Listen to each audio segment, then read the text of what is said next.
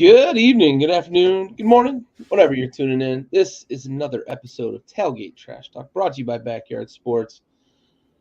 I've got a little happier Bentley with me this week as Clayton White has found the pink slip that was left in his locker for him. How you doing, bud? Gary, our long national nightmare is over.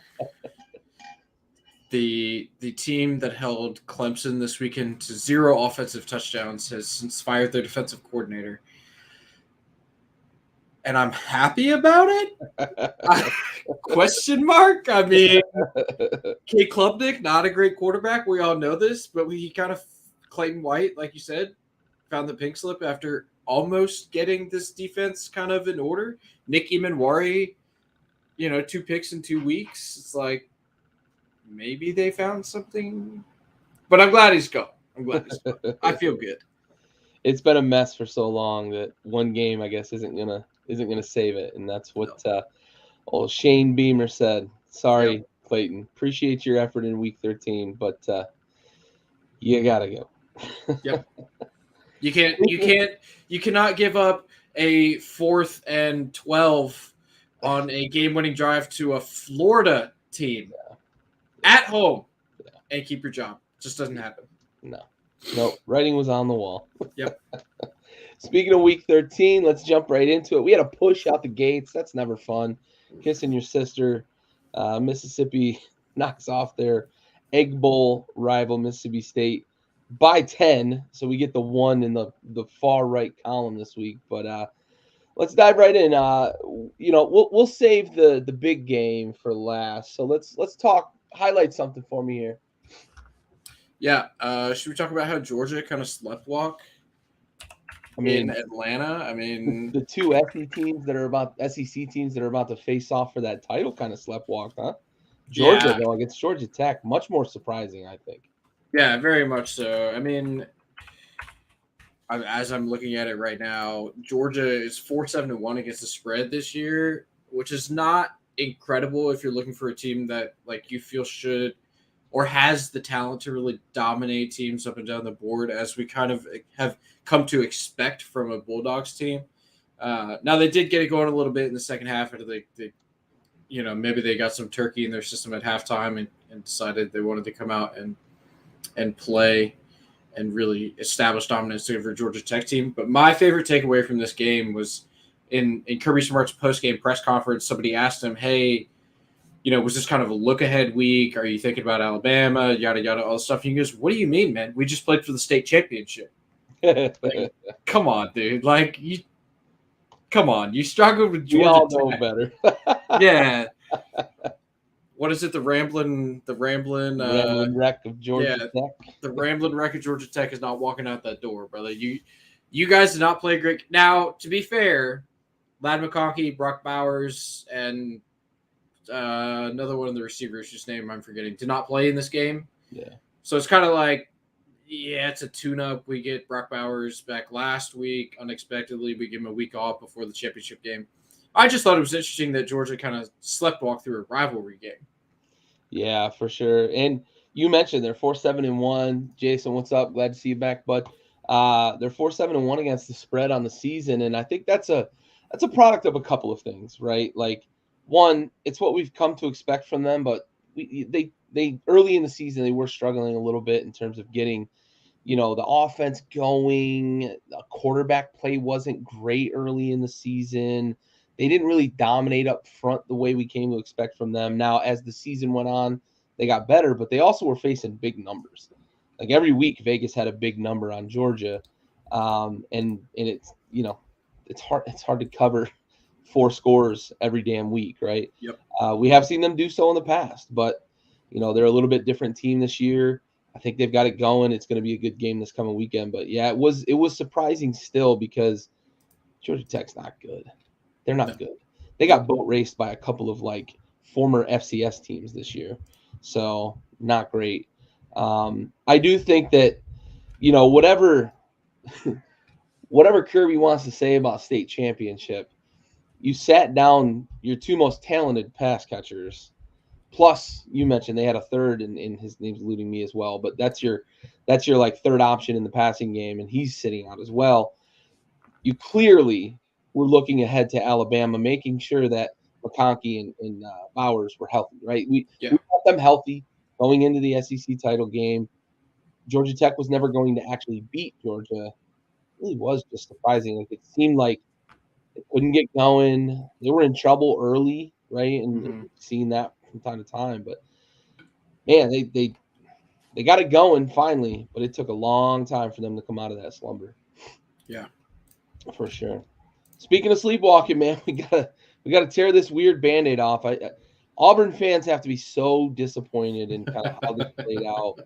It was the overachieving Tigers for all of 59 minutes and 32 seconds. And they go into this 4th and 31, 4th and goal from the 31. And because they muffed a punt, by the way. Right after they muffed the punt, right? They basically had Bama on the ropes, and they let them off. And then they get them on the ropes again, and they rush 2. Yep. They drop 9 into coverage, but then they put 7 dudes in the very middle of the field and give one-on-one on the outside. And we see just what happened, right? Isaiah Bond is one of the better wide receivers the second half of this year. We talked a lot about early, were they going to figure out the talent? Who was going to be the guy? It seems like Isaiah Bond is kind of coming to his own, and he's been one of those dudes that we've seen out of Alabama for probably the last 6 weeks. Yeah. And you give him one-on-one in a crucial situation. I've seen a lot of posts about push-off. Listen, the DB was holding him too. Yeah. So offsetting, whatever, if you want to call it, rerun it again, you probably would fuck it up again, Auburn, because that was terrible. Talk to me about, what this game meant in terms of, like, do you trust Bama going into the SEC title game after kind of laying an egg like this in the Iron Bowl? Were they looking ahead to Georgia? I really want to say that they were, because I want to pick Alabama this weekend. But does Nick Saban ever overlook Auburn? Right? I think that he might still wake up in the middle of the night and just hear Chris Davis, like, he hears footsteps in the hallway, and it's just Chris Davis. Auburn's going to win the football game. Auburn's going to win the game. Yeah, like, the only thing that makes sense to me is that the players were not up for it individually, right? Because I don't think that Nick Saban ever overlooks an Auburn team. You look, the USF game, whatever, maybe, I don't know. That was a weird game this year that, maybe he just gave Tommy Reese the keys for the week and was like, hey, you play your quarterback, we'll figure it out. Like, just don't lose type deal, right? They almost lost. Taking it back. Yeah, he said I'd had enough, right? It was just a weird game. Like, weird things happened in the Iron Bowl. There's no way to explain what happened, right? Auburn muffs a punt, and then they freaking give up a 4th and 31 or 4th and goal from the 31. Like that. Those are just things that bad football teams do, and Auburn was a bad football team this year, right? Yep. There's no explanation in my mind as to why Alabama had to put themselves in that situation to convert a 4th and goal from the 31 to win that game. But they did, and that's the difference between an all-time great organization and just a good organization who had a bad team, right? Because that's historically what Auburn is. They're not a great, historical organization. They're good. They get up once in a while. Yeah, I mean, they make runs every once in a while, but they're not the Alabama, right? And the Alabamas are the teams that figure out how to win games like this one this weekend. Yeah, for sure. Yeah, the dichotomy of what happened with Auburn too is, like, they got beat by 24 points just last week by a team that they paid nearly $1.5 million to come into their house and get their ass kicked. Yep. And then they went and got their own ass kicked. It's crazy. New Mexico State, like, 34-10 over Auburn? Yeah. What are we talking about? It's crazy. And then Auburn goes and plays an incredible game against Alabama. I caught most of this game on the radio because I was traveling that day for family, family Thanksgiving. We were celebrating after the holiday. But The radio, I was listening to the Alabama broadcast, and you Mhm. could feel it, man. They, like, as the first half especially progressed, you could feel it. It was palpable in the broadcast that they were Yeah. like, I hope we figure this thing out at some point. Like, it's just like every time that like Auburn made a play or Bama made a mistake, you could just feel like there was real tension in that broadcast booth. And it probably results from what you mentioned, right? Weird things happen in the Iron Bowl. Nick Saban tries to kick a 59-yard field goal, and Chris Davis runs it 109 yards to the house on the last play of the game, in a game that decided who was going to the national championship basically that Yeah. year. And Auburn goes on to win the national championship that year. So I don't know, man. It's such a weird thing. But I did notice that from the broadcast that like you could feel it in the booth. They were like, "Oh my God, is this happening? Is this are we gonna do this with Auburn?" So just wild, man. The Iron Bowl definitely can get weird for sure. We should, I think, take a minute to pour some out for SEC on CBS. That was the last SEC on CBS Yeah, regular season game we're gonna get. They've had it for 24 years, man. I yeah. gotta miss that crew. That's my favorite That's broadcast a good crew. crew, man. It's a Uh, good crew. yeah, it's my favorite production. Obviously, Kirk and Herbie do a great job on. Kirk and Herbie are the same person. It's Reese Davis, right? Reese, yeah, Yeah, Kirk. Reese and Kirk do a great job on Saturday nights. But the Saturday afternoon games with CBS will never, or without CBS, will never be the same, in my opinion. Yeah, no, that's a good point. You know, that's kind of an institution, right? SEC games in the afternoon on CBS. So Yeah. yeah, for sure. TV deals, man. It's money flying around and whatever, whatever. Not my money to spend, I guess. Fair enough. Wish it was. Yeah, right. Oh, well, what's another game you want to talk about here? Well, we should talk about Washington barely squeaking one out against Washington Goodness, State, right? At my home. goodness. Washington, I believe last week we talked about them having like a 60 play yard or 60 yard drive that took like 10 or 11 plays or something like that, right? They had another one this week to close out the game. I Yep. mean, you think of Washington, you think of high flying, Yep. quick strike, Roma Dunze down the sideline type deal, or I guess the middle of the field, even where Penix can also throw the ball. But to close this game out, they got the ball back with a minute 59 on the clock after Washington State punted to them. They went on a 2-minute drive to close the game out and only went 65 yards on 12 plays. Now, that's, 5+ yards a play or whatever. But again, that's not what you think of from this Washington team.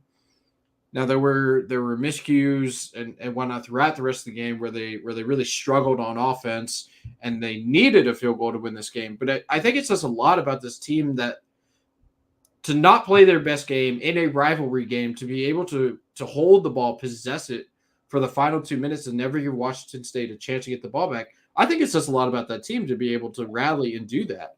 Yep. Yeah, for sure. That's and we know they can run the ball, right? We also know that Penix can strike from 60 yards at any time he wants, but Mm-hmm. it has been. I mean, back-to-back weeks you're talking about it, and I think they had one against Oregon too late in that game that they, bleeded at least some of the clock, and Right. not normally what you think from these spread offenses that are just going to pile it up, and especially now with like the clock moving, after first downs until you get inside of 4 minutes and stuff like that. It's this clock management piece can mean a lot more now, and that is a feather in the cap of Washington. I'm curious, you know. I know we're going to talk about the game, but like this felt like yet another game that Washington down the stretch here has gone from like this huge win against Oregon to get to, I think they went to 7-0 after that game, to like surviving basically Yeah. down the stretch here. It's been so weird. Whereas on the other side of this Pac-12 championship game, Oregon lost to Washington and said, you know what?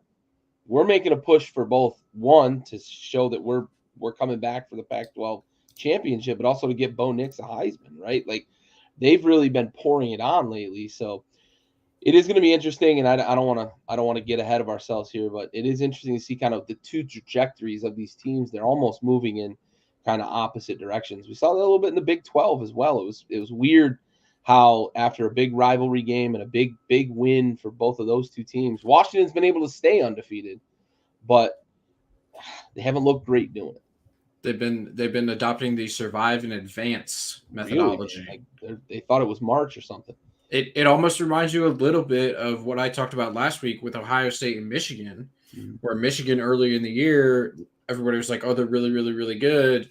And then somewhere in the middle, at least to me, it like flipped where Ohio State started, their offense picked up a little bit. Travion Henderson got healthy. Marvin Harrison was picking it up. And then all of the Jim Harbaugh stuff happens. You know, their offense doesn't look as dynamic. The 32 runs against Penn State. Now, obviously, Michigan ended up winning this weekend, and we can talk about that. But I see similar trajectories between what happened in the Pac-12 and what happened in the Big Ten with Washington and Oregon. Oregon picking up all the steam late in the year, sort of similar to what Ohio State's going to happen. And we get a rematch in the Pac-12 championship game Friday night, similar to what we saw. Obviously, it wasn't a matchup, but like these two titans of teams in Michigan and Ohio State playing this weekend kind of to decide it all. Yep, for sure. Faux show. What else you want to highlight? I don't know if you had eyes on this game, but it was my favorite game to watch this weekend. It was Farmageddon. It was Iowa State and Kansas State, man. That game. I bet this game. Oh, nice. I bet Kansas State. Oh, not nice. To lay the points. and then I said I pull up to the fucking. I was watching the game with a buddy of mine. We were watching it over a drink. I belly up to the fucking bar and I look. It's fucking snowing like mayhem in Manhattan, Kansas. And I'm like, well, I wouldn't have bet the spread team in the snow. I would have bet Iowa State, I think, if I knew it was going to snow. Yeah, it was like Farmageddon. It was, dude, they got like a foot of snow during this game. Yeah, during the game. Like, it was crazy. Kansas State had a punt at one point that landed at Iowa State's like 3-yard line and stopped at Iowa State's 2-yard line because it never touched the ground. Yeah, it never touched the ground. It hit snow and stopped. Yep. My favorite takeaway from this game, though, because it was absolutely electric if you love big plays. Oh, yeah. At one point, Iowa State had 35 points scored, so 5 touchdowns, and they had run 2 offensive plays on Kansas State's side of the field. Yep. That was the best. That was my favorite stat of the weekend. Yep. This game reminded me, too, of, remember when Shady McCoy went for like 7,000 yards against the Lions in the snow? Yep. That was fun to watch because it was big plays on both sides, but McCoy ended up with like gaudy numbers. Yep. That's kind of what this game reminded me of, is like neither defense had a chance against these offenses. So yeah. Oh, Abu Sama, the Iowa State running back, averaged 17 yards a carry. He carried the ball only 16 times. That's 8-man football numbers. Oh, yeah. Like, that's incredible, man. I mean, just insane stuff. Yeah. They had their receiver, Jalen Noel, 53 yards a catch. He had 3 of them. And 2 touchdowns. Yeah. Like, and that was the one, I don't know if you remember this play specifically, but they threw kind of like, it was like an 11-yard out route to the right. He made like 4 guys miss in a phone booth and then took it 82 yards for a touchdown. Yep. Like they broke it down on the broadcast, but like I watched it happen in real time. They're playing thirds coverage. They're covering a third of the field where the ball goes with like 6 defenders. I know. And he scores. It was insane. Yeah. There were a couple of those plays that kind of broke my back when I realized like K-State minus 10.5 is not going to hit. Not they couldn't do anything, K-State on defense, and that was incredible. Not at all. This is a team that almost beat Texas in Texas. Yes. Yep. Probably should have. I want to highlight a team we've been talking a lot about down the stretch here, swamping their in-state rival, Arizona State. Just smashed them, covered easily, covered by halftime. Arizona,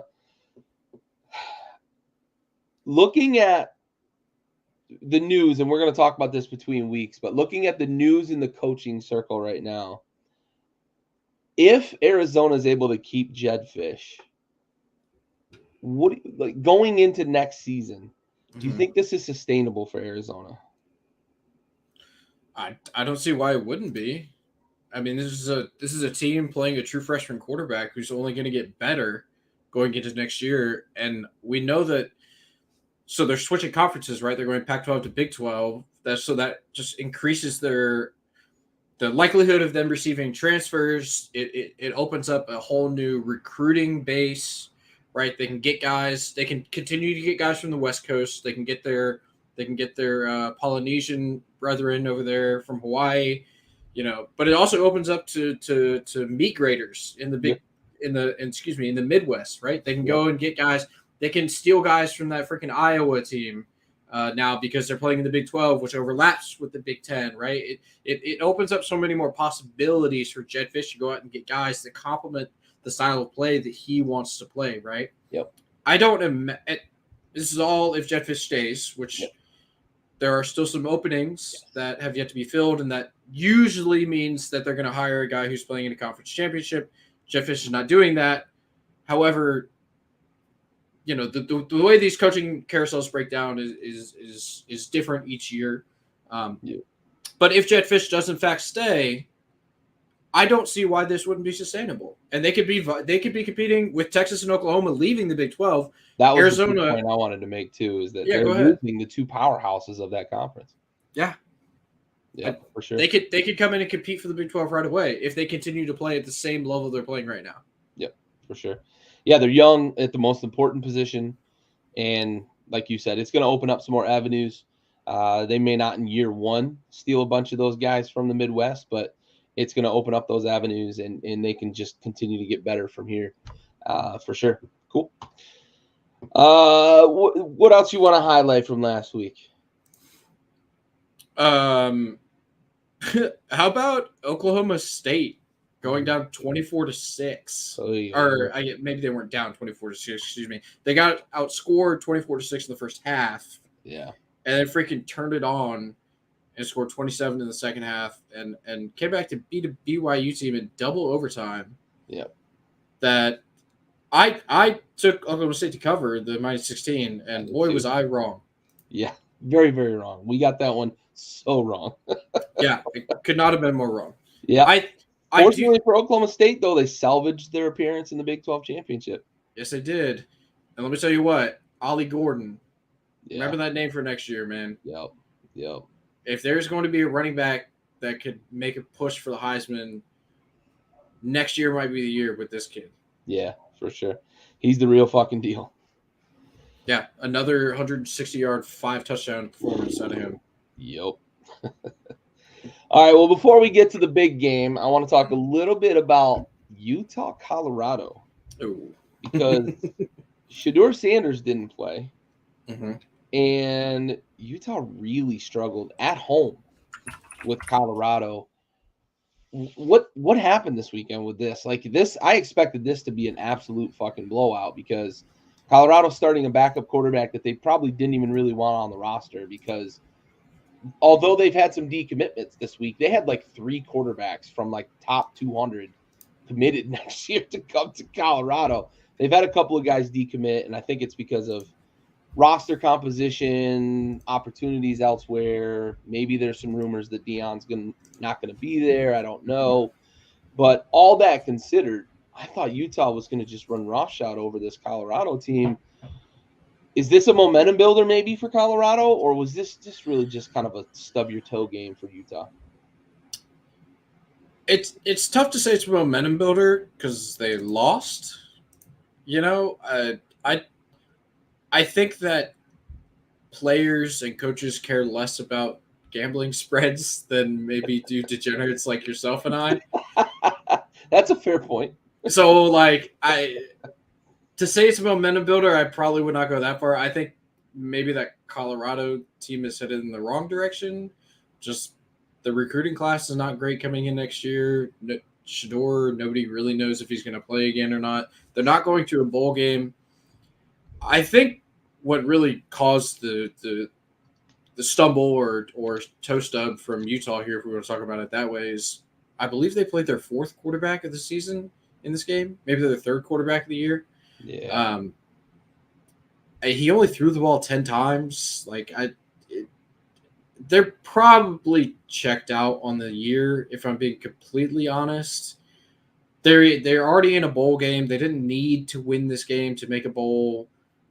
They held Colorado to 17, which is fine. Like, typically, if you hold a team to 17, you're going to win the game. Yeah. Excuse me, unless it's Iowa. But you might win 2 weeks in a row if you can score 17 against Iowa. Yeah. But I mean, I think that you and I are in agreement that this was almost a lost season for Utah, right? With Cam Rising being out for the whole year, it's almost like Kyle Rittenhouse was like, we're going to compete as hard as we possibly can. Don't get me wrong. Nobody was taking the year off. But we understood that without Cam Rising, this was not a national title, even a Pac-12 contender, truthfully. Yep. And I think that this game, again, playing their third or fourth quarterback this season, we understood that they know that they're not that upper echelon of team right now, and they kind of are just waiting to get to their bowl game and almost move to next year to get Cam back, hopefully. Yeah. I hope so too. Honestly, I hope he comes back because I do think that with him, they certainly would have been a contender in the Pac-12, and I think nationally, I don't know that defense. I don't know many teams that would want to see that defense in a national semifinal. No. Right? I mean, they are suffocating at times. They're fast, they're big, they're strong at all three levels, and they're really well coached. Yeah. So, yeah, for sure. I think next year, especially if they can keep together the core of that defense and continue to improve, Cam Rising's just a playmaker too. So they should be much, much better on offense next year. Hey, Dad. Thanks for joining. I want to ask you about a game, Gary. Yeah. What's up? There's a game that was very interesting this weekend because it involves a team that you finally bought into in the Louisville Cardinals. And the week that you buy into them, they go out and lay an absolute stinker in a state rivalry game against Kentucky. Give me some thoughts about Louisville, man. Fuck Louisville. I spent the whole damn season saying I don't trust Louisville. And every week it would burn me. And every week we would sit on this show and I would say, is Louisville actually good? And you would say, probably. And I would say, again, I don't trust them. I'd pick against them again. And they would burn me again. And then I finally, in week 13 against Kentucky, who's pretty decimated in terms of injuries, I picked Louisville to cover, and they lost fucking outright. Yep. So much for their national playoff chance. They are not going to make it, even if they beat Florida State. But, man, and I felt it early, too, because they were just – Kentucky was running it down their throats. They were being physical. They were bullying them, a lot like we'd seen when they had broken into the top 25, what they were doing to teams. Yeah, it's tough. It was tough, man. When you lose the turnover battle 3-1, it's hard to win games. It's hard. Oh, they did possess the ball for 13 minutes more than Kentucky. They just turned it over at very costly times. Deep in territory too. Yes, a couple of times, but that's the perils of degeneracy. All right, well, let's get into it, man. Game of the week, game of the year, probably to this point. I think we've got a couple this weekend that are going to be really important in terms of the college football playoff, but maybe the most important regular season game that we've seen in terms of college football playoff rankings because they're in the same division in the Big Ten. So one of them is not going to have a chance to win a championship in their conference, which is a huge issue when you talk about the CFP selection process, but also because of kind of how everything's broken out this year, there's no realistic scenario for Ohio State to sneak into 4. It's got to be kind of this quirky scenario where like a couple of teams lose and maybe one of them loses bad, right? for Ohio State to kind of sneak in at that number 4 spot. So let's talk about this game. All the lead up, all the drama with the sign stealing scandal, the accusations thrown back and forth between Michigan fans and Ohio State fans, Ryan Day's brother, the private eye, and whether or not he was involved, and all this stuff going on. And in the end, the better team won, in my opinion. Michigan was able to overcome all of that drama, missing Jim Harbaugh, and they were able to really handle the barrage that we'd seen from Ohio State offensively down the stretch here. They've got a real NFL number 1 cornerback that showed up this weekend and had a pick, lined up one-on-one against Marvin Harrison and just beat him. And Harrison got a couple, and they, went back and forth a little bit in this game. But in the end, Michigan pulls it out, and they're headed to the Big Ten championship against an Iowa team that's going to be severely overmatched. It'll be really, really surprising if Iowa's able to pull off the upset against Michigan. So the assumption is, with their defeat of Ohio State in the Big House, they have sealed the deal to get into the college football playoff against their biggest rival. Talk to me about this game. Talk to me about some of the fallout from this game. Yeah, so a lot of the discourse around Ohio State this year was that they're not a tough team, right? They can't run for it. In this scenario, right, at the end of the first half, they needed 1 yard to be able to pick up a first down and maybe run a couple more plays, try to get into closer field goal range. Well, Ryan Day opted to not go that route and run the clock down, and then he missed a freaking 52-yard field goal. So I tend to believe and buy into the discourse at this point that even Ryan Day did not think that his team was physical enough. Tough is probably the wrong word because these guys are out there getting hit. They're tough guys, right? Physical and strong enough to be able to push that Michigan defensive line back and get a singular yard to be able to move into a closer field goal range, right? Trevion Henderson had been electric 3 of the last 4 games since getting fully healthy, right? I still think the move at the end of the half was to try to get that yard and move into closer field goal range. It almost swayed the momentum of the entire game, if you will, right? You give Michigan confidence going into halftime to be able to kind of clamp down on defense. At least you suppose, right? You think, oh man, 14-10 at halftime. They had the opportunity to cut it to 1. Like, we're good. We got this. That all flips on its head in the second half, at least for the first Ohio State possession. So they came out and they got the ball. Michigan got the ball first, right? Kicked the field goal. But Ohio State gets the ball back and goes 12 plays and 75 yards, runs the ball the entire way down the field. And you're like, what are we doing, man? Like, why didn't you just do that on the last possession of the first half? I don't understand. It makes no sense. Yep.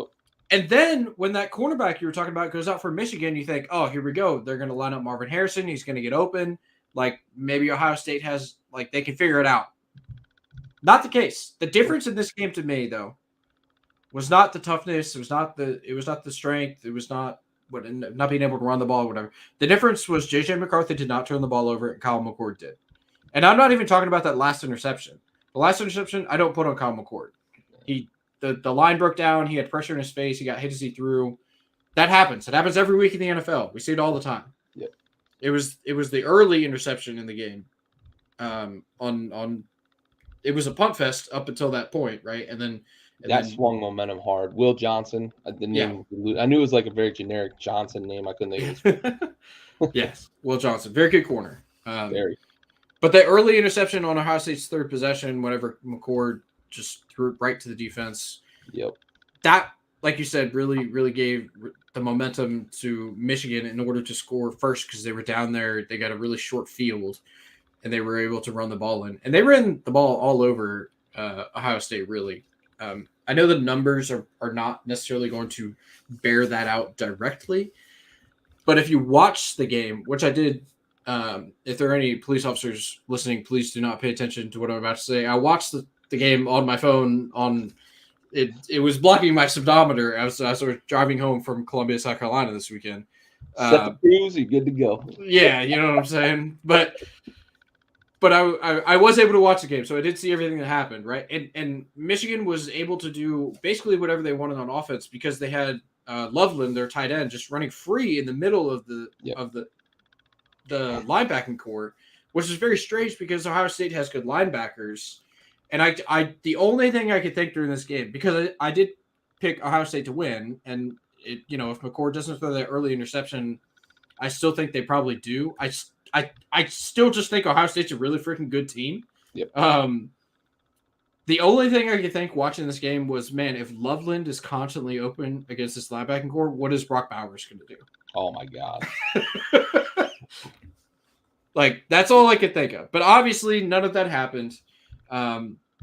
Sharon Moore said before the game he was going to be the most aggressive coach this weekend, and he was. He was 3 for 3 on fourth downs in the first half. I mean, those are the things you have to do to win a rivalry game against a top 5 opponent. Yep. And they did it. Yeah, when it's this tight. And yeah, that's a good point that, we don't want to lose it because we gave them a hard time for the second half against Penn State, right? So we have to give them the same credit for the decision making in this game. And you mentioned it, 3 for 3 on fourth down in the first half. That comes out, that makes a statement. That's the sort of thing that can really help your team, help galvanize your team as well, right? I trust you guys.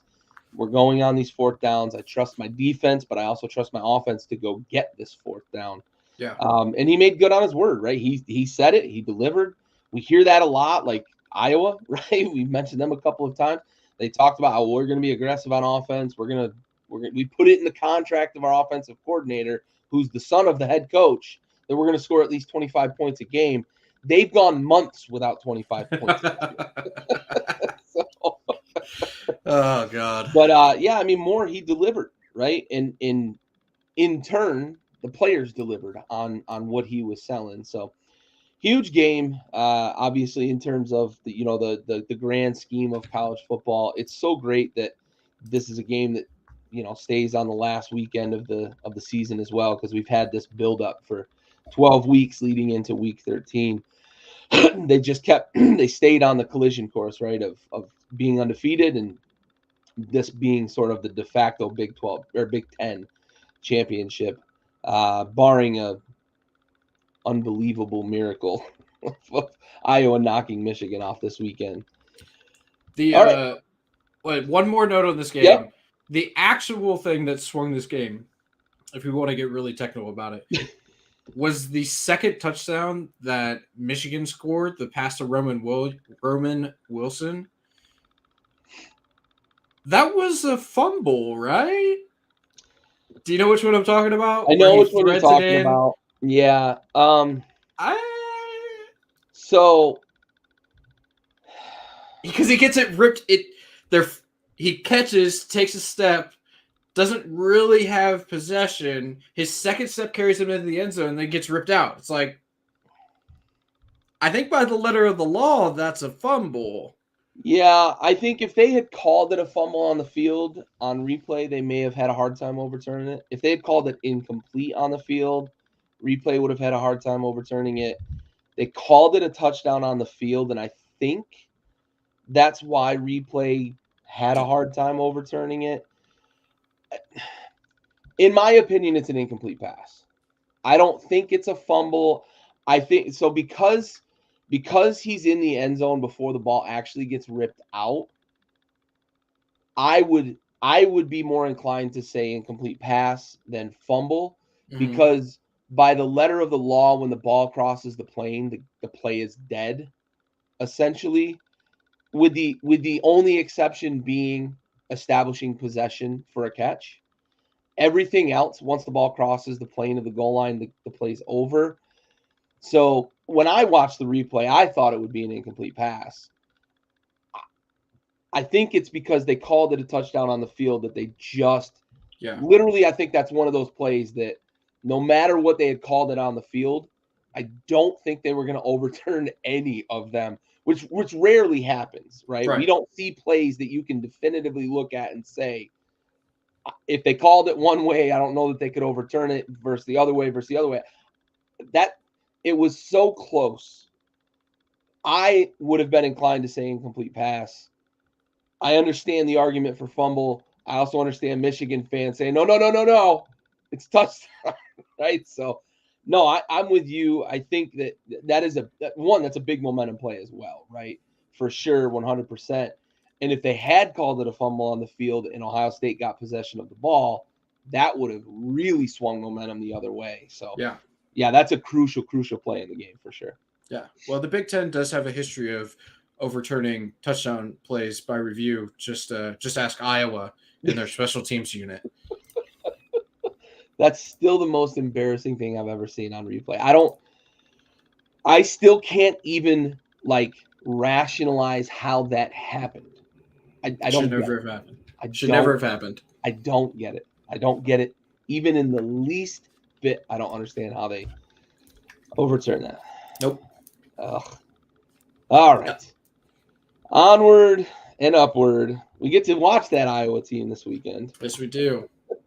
Not that they're going to be competitive, but we've got some big numbers for championship weekend. I was a little surprised by a few of them. Oregon being 9.5 over Washington. Yeah. I mean, I don't want to necessarily demean. Let's not skip past Liberty versus New Mexico State here, but it's an also-ran game. New Mexico State knocked off Auburn, playing for a conference championship, but we're on opposite sides of this. I think it's going to be a competitive game. Liberty, undefeated, number 25 in the country as well. Hats off to them. They lost Hugh Freeze after the Malik Willis era, and I sort of myself thought maybe they would fall apart. It's clear they haven't. They've been able to reload, retool, and still compete in a lesser conference. But all right, Oregon, Washington. I want to get your thoughts on this because we both went plus 9.5 on this, right? We took the 9.5 with Washington. I thought the number was disrespectful. I want to get your thoughts. What do you think about that number? Oregon being 9.5 point favorite over Washington? Yeah, it's just too much. It's too many points. Washington has already beaten them. Their offense at times this year has been lethal and electric. Their defense has been similar at certain points, right? If they are able to kind of do what Texas did this last weekend and put them both together at the same time, they could probably beat anybody. Now they do not have the advantage of being at home. They don't have the home field advantage, but you have to imagine there's going to be a lot of fans from both sides at this game, right? So it should be a true neutral site. It's on turf. There's not going to be any weather that really favors the offense of Washington. We saw them struggle in Beaver Stadium. But it's just too many points. Washington can score points. They can put up points. I still think Oregon's going to win the game. Don't get me wrong. I'm picking Oregon to win the game. But it's too many points, in my opinion. That's a disrespectful number to a team who's undefeated and has put up gaudy numbers this year at different times. Yeah, I expected this number to be like 2.5. And I expected Oregon to be the favorite. I won't, make a complaint about that in terms of Vegas. But 9.5, it is too much. I agree with you. Also, the consideration for where they're playing, the surface they're playing on, the fact they're not going to be dealing with weather potentially, right? That they have struggled in the elements in a couple of these late games as well. It's the Pacific Northwest, right? But I'm actually picking Washington to win this, but I think it's going to be by a field goal at most, right? And I would have expected this to be 2.5 for Oregon. Even if Washington was the favorite, I wouldn't have expected it to be more than 2.5. I did think it was going to be Oregon by a field goal, but too many points. I'm not going to wager the money line because I think this game is that tight. I'm going to pick Washington to win for funsies. I'm not going to put my actual money on it. But what I will put my actual money on is 9.5 because I don't think Oregon blows them out. And to me, 10 points in this game, I would classify as a blowout. Unless it's a weird touchdown late. But I think this game is going to be that tight that whoever's got the ball last is probably going to win this game. And it means to me that they're going to win probably by a field goal. Yeah, that's fair. Speaking of Texas, you mentioned them a moment ago, a 50 burger. Not only did they score 50, they won by 50 against in-state semi-rival Texas Tech. Talk to me about this game. Oklahoma State's coming off a bad loss to UCF and almost a bad loss to BYU, which they wouldn't have been in this game if they had lost to BYU. They sneak away with a win in double overtime, and now they've got to welcome Texas to the fray. 14.5. You're going to lay the points. I'm taking the points with Oklahoma State. I am picking Texas to win. I just don't know that it's going to be by 15. I could be way wrong, judging by the way Texas played last week. Yeah. How do you feel about this game? You've been on the Texas train all year. I'm getting on late. How do you feel about this game, though? Yeah, I mean, I'm putting my money where my mouth is. You said it. I've been on Texas all year long. I hope that they're able to carry over their success from last week into this weekend.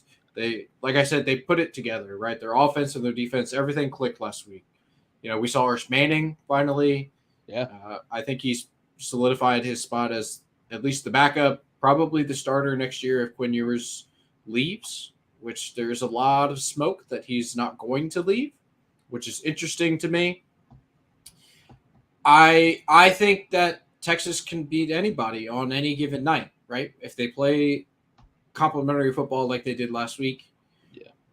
That being said, Mike Gundy has been around for a long time, and he knows how to get his boys up.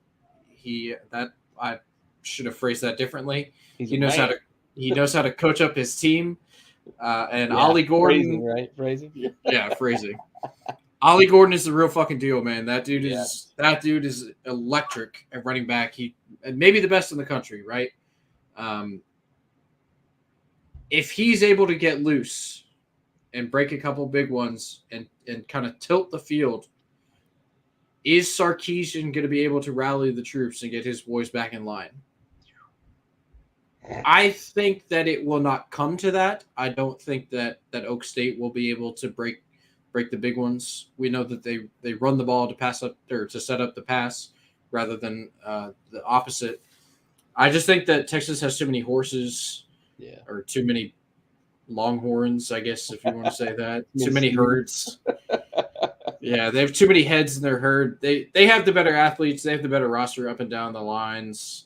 I think that Texas wins this game pretty handily. Also because they may need style points to get into the college football playoff. That's fair. They've got the reason the motivation to embarrass Oklahoma State if they have the opportunity. Yep. I think Texas wins. I think it's probably by 10 to 14, maybe 2 scores, right? I don't think they're going to win by more than 14. Only because you mentioned it, Ollie, right? I think Oklahoma State's going to be able to run the ball enough to kind of slow the pace of this game down. I don't think they're going to be able to run the ball well enough against Texas to, as you put it, tilt the field and really take advantage and take control of this game. I think they're going to be able to slow it down. I think they're going to be able to keep it close. And that's why I think it's going to be less than 14 points. So that's why I took the points, but I am not taking Oklahoma State to win this game, and I don't think it's going to be all that close. I just don't think it's going to be an utter blowout, which, Texas probably needs in terms of the style points, but I don't think they're going to blow them out like that. Yeah. All right. Miami, Toledo. We love Central America here, or Middle America. Central America. We love Middle America here and football in the Midwest. Not a whole lot about this. We both took the points. This is probably going to be a tight game. 7.5 felt like a lot for, this conference and these two teams. I just think that should be a tight game. Georgia, Bama. So I've got to ask. You kind of alluded to it earlier. I'm taking the points. You're taking the points. Are you taking Bama to win this game? No. And I did not want to take the points. It doesn't feel like enough points for Georgia. But Nick Saban is 4-1 versus Kirby Smart. They're much better against the spread this year is Alabama than is Georgia. And similar to strange things happening in the Iron Bowl, as confidently as I can say that strange things do happen in the Iron Bowl, I can confidently say that Alabama plays really freaking well in Atlanta. It just does. I've physically seen them play football games in Alabama in Mercedes-Benz Stadium. I've been there. They are very freaking good in that stadium.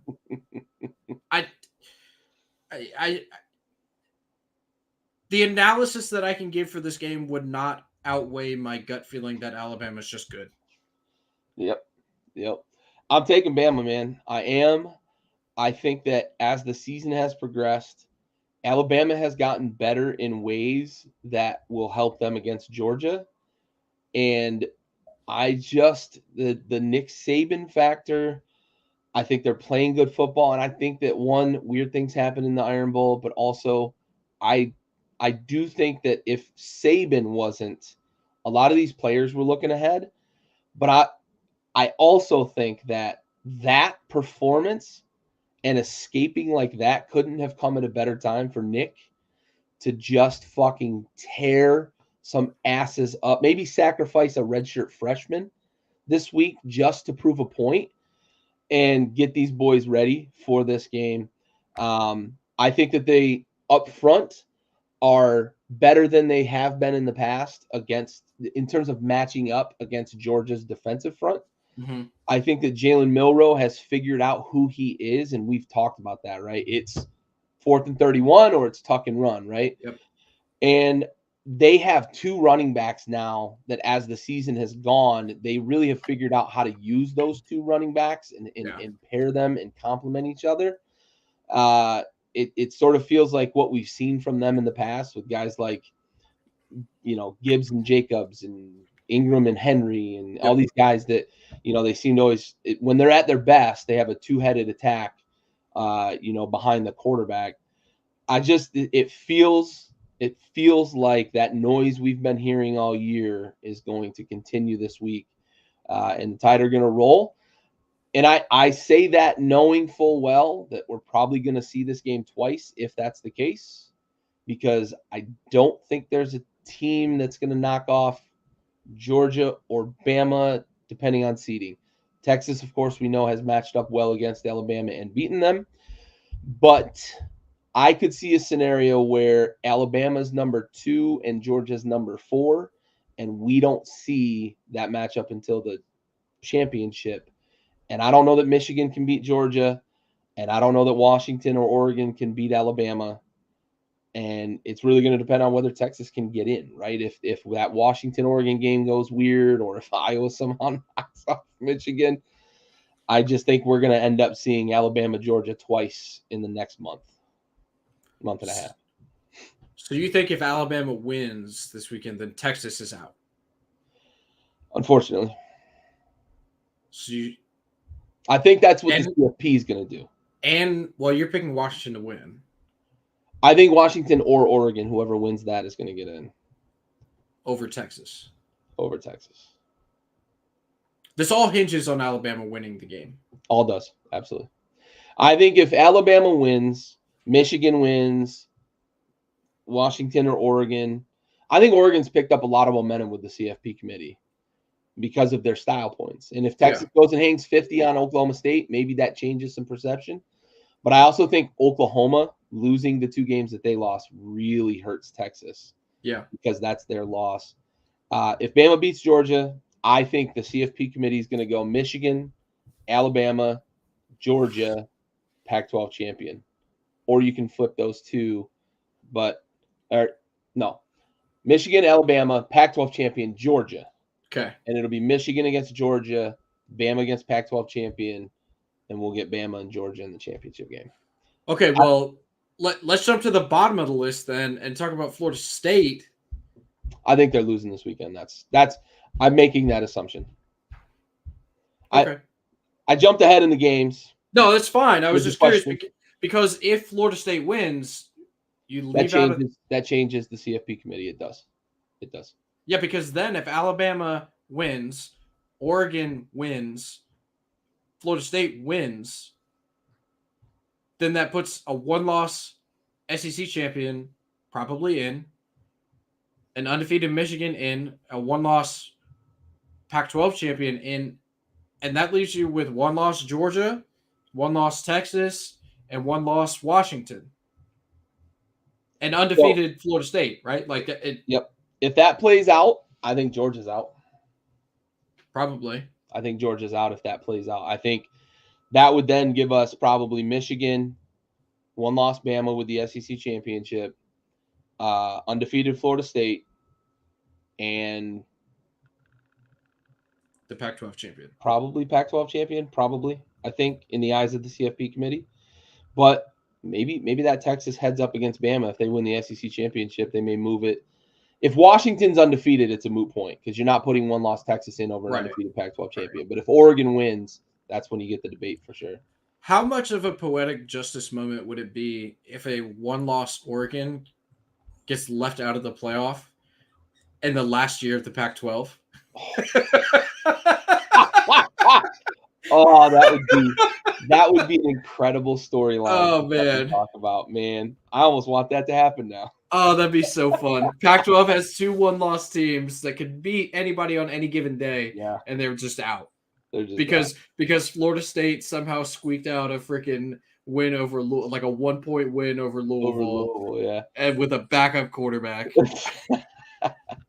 Yeah.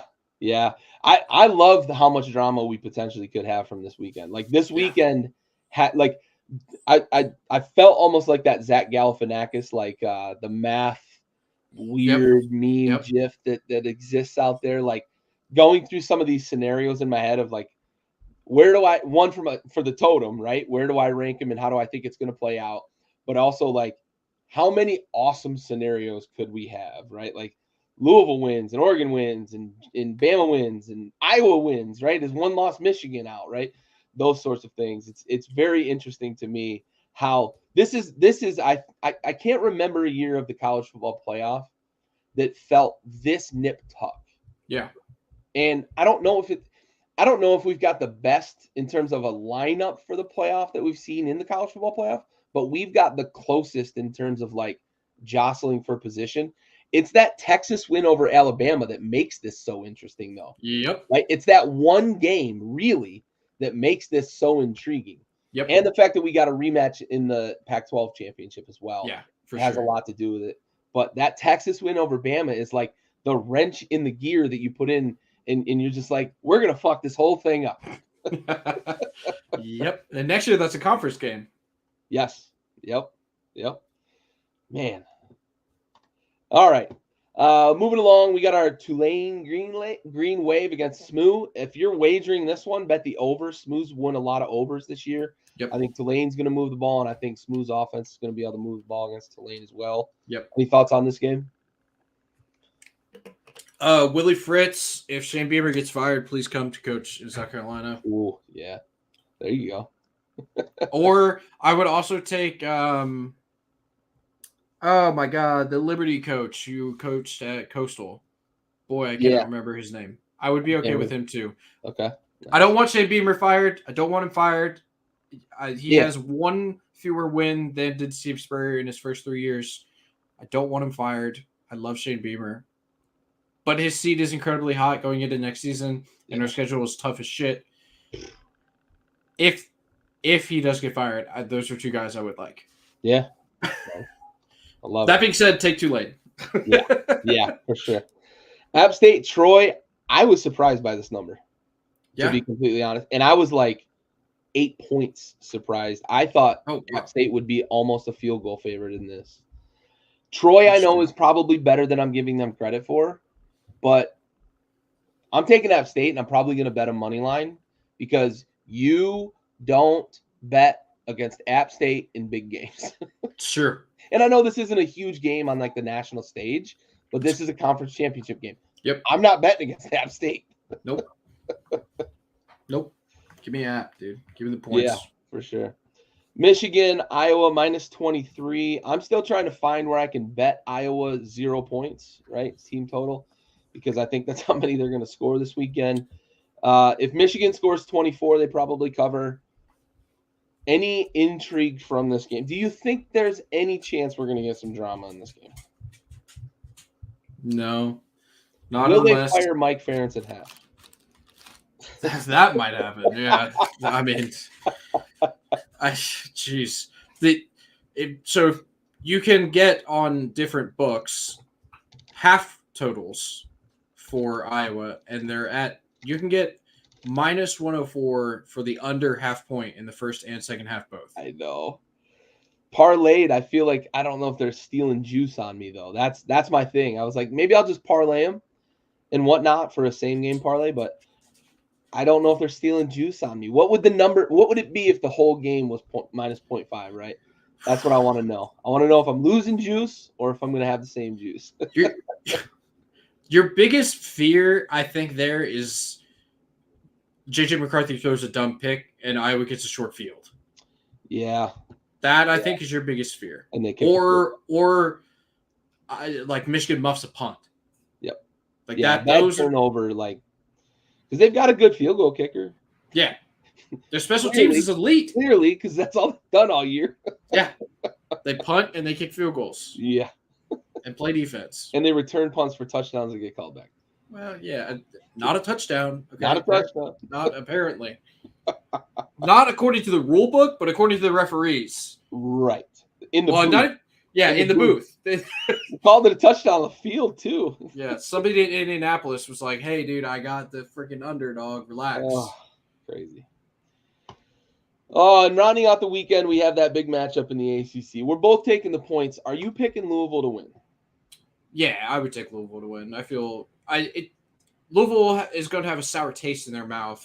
Oh, yeah. After last week laying that egg to Kentucky. And they're playing for a championship, right? They would love to win the ACC championship in its last iteration as such. You've said it all year long. You haven't believed in them, but they're extremely fast. Yeah. And that's kind of what Florida State is relying on at this point without Travis, is having the better athletes on the field. Well, speed kills, and Louisville's got that. So if nothing else, maybe a track meet on the defensive side of the ball. I'm not really sure how I feel about the Florida State backup quarterback. Did not instill a lot of confidence in me last week. Now maybe it's different after a full week of practice. My emotions have settled down. I don't know, but I just don't think that Louisville lays an egg 2 weeks in a row. Yeah, I agree. The only concern I have picking Louisville is if Florida State can get the running game going, much like Kentucky did, then we might be in trouble. But you mentioned it, right? Their running game isn't the same kind of bully ball running game that Kentucky's is. It's athletes. It's on the edge. It's trying to get the corner. And I don't think you can really get the corner that well on this Louisville team. So I'm with you. I don't think it's going to happen. I think Louisville is going to win. But if Florida State pulls this out, it's probably because they got the running game there. Yeah. All right. Well, let's jump into the totem for this week and wrap things up. A little bit of a change for you and a little change for me as well. Ohio State fell out for both of us. I moved Texas in. You moved Texas back in as well.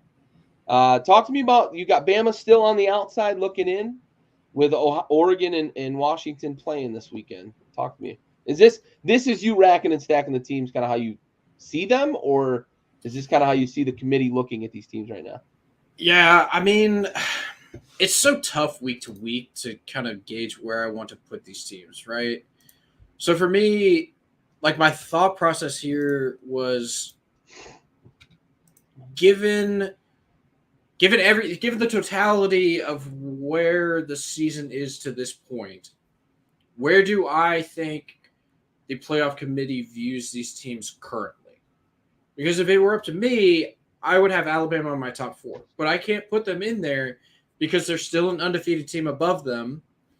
And I think that Oregon is better than that undefeated team being Washington that is above Alabama, right? So I couldn't justify moving Alabama in front of those two teams, especially because it took a 4th and 31 to win that game, right? So and a muffed punt, right? Like, yeah.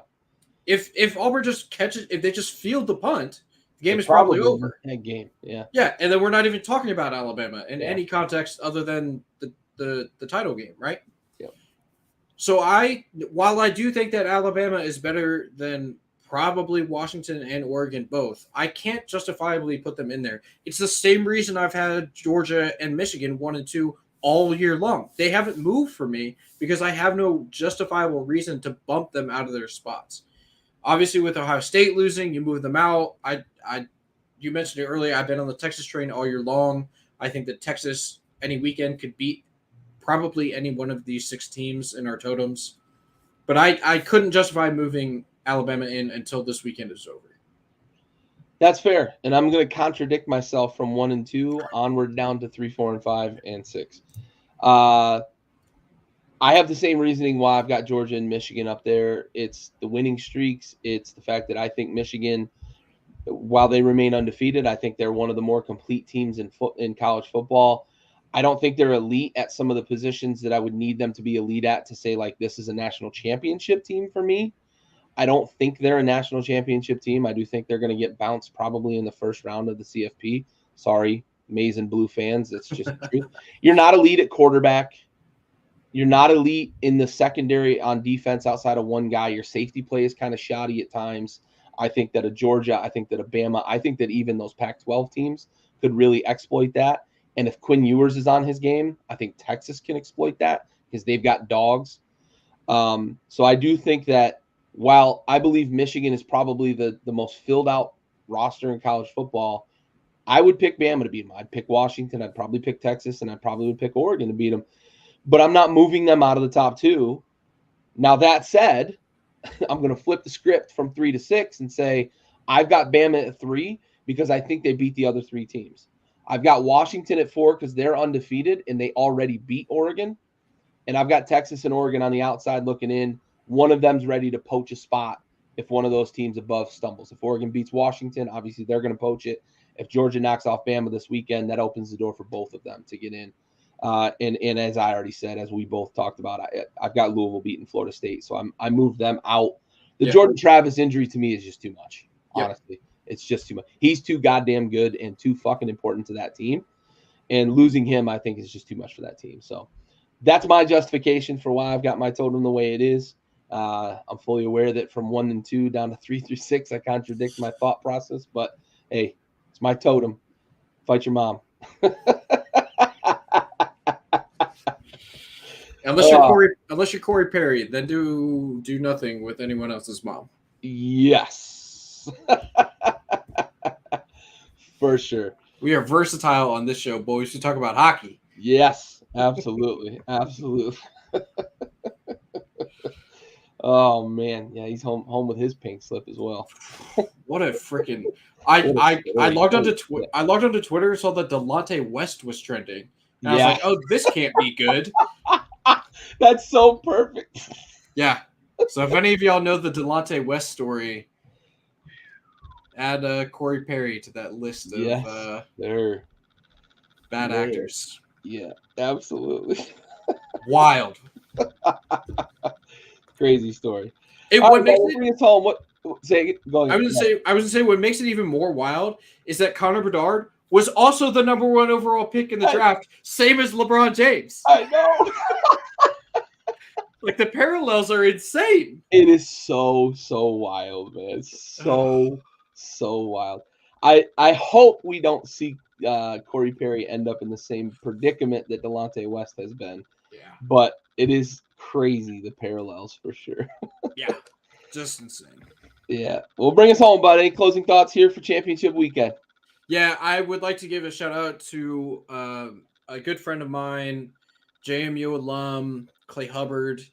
I humbly went down to the University of South Carolina this week, and I spoke to Shane Beamer directly, and I said, look, man, if you guys win this game against Clemson, you will be bowl eligible. But however, there's a bigger story here. If you lose this game, you will not be bowl eligible, but there will not be enough teams in the country bowl eligible, and it will force the NCAA to put James Madison into a bowl game.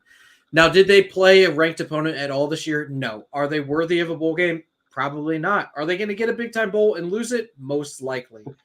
But I would like to say that I was the bigger man, and I alone took the dive for the University of South Carolina this weekend and got the James Madison Dukes into a bowl game. So credit to me for getting JMU into a bowl game.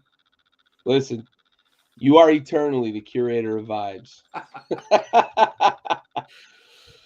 All right. Well, for Bentley and everybody else here at Backyard Sports, this has been another episode of Tailgate Trash Talk. We are